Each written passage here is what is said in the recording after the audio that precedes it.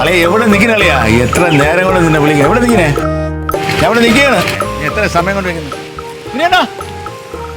ശിവ, പോണേ?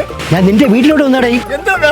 എന്റെ മോളെ കല്യാണം അടുത്ത മാസം 15-ാം തീയതി. എന്റെ പെമ്പറന്നാർക്ക് എനിക്ക് ഒരേ നിർബന്ധം, നിന്നെ ആദ്യം കല്യാണം വിളിക്കണമെന്ന്.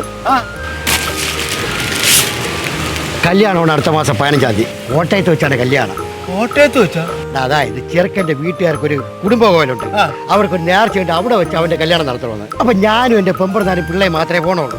എന്റെ ഭാര്യക്ക് ഭയങ്കരപ്പെട്ട ഒരു ആഗ്രഹമായിരുന്നു അണ്ണന്റെ മോളെ കല്യാണത്തിന് പങ്കെടുക്കണമെന്ന്. എടേ, ഇവിടെ റിസപ്ഷൻ ഒന്ന് അടിച്ചു പൊളിച്ചൂടെ നമുക്ക്? അങ്ങനെയാണെങ്കിൽ അണ്ണൻ കാറ്ററിംഗ് നല്ലൊരു പാർട്ടി കൊടുക്കണം. ഈയിടെ എന്റെ പെമ്പറന്നാർക്ക് കാറ്ററിംഗ് ഉള്ള കാര്യം നിനക്ക് അറിഞ്ഞൂടെ? അവർക്ക് ഈവന്റ് മാനേജ്മെന്റ് കാര്യങ്ങളും ഇല്ലേ?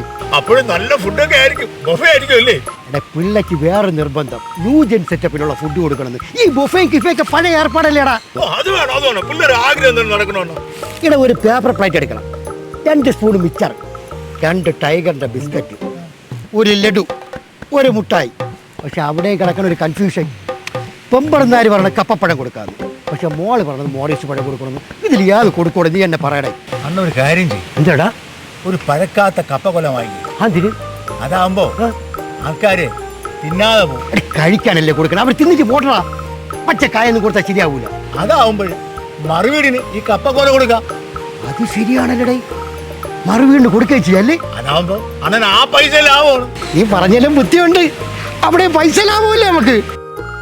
എന്തിനാണ് ഞാൻ കൂടുതൽ നേരം നിൽക്കണില്ല, നീ കുടുംബത്തോടെ വരണ റിസപ്ഷന് നമുക്ക് അടിച്ചു പൊളിക്കാം.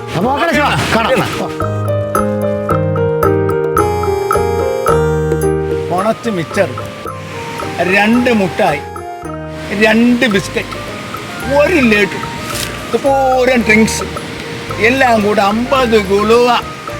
അവന് ഞാൻ 500 ഉളുവ സംഭാവനയായിട്ട് കൊടുക്കണം.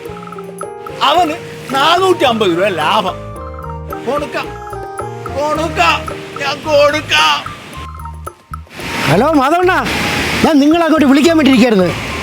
അണ്ണാ, എൻ്റെ പിള്ളേരെ കല്യാണമാണ് അടുത്ത മാസം 15-ാം തീയതി.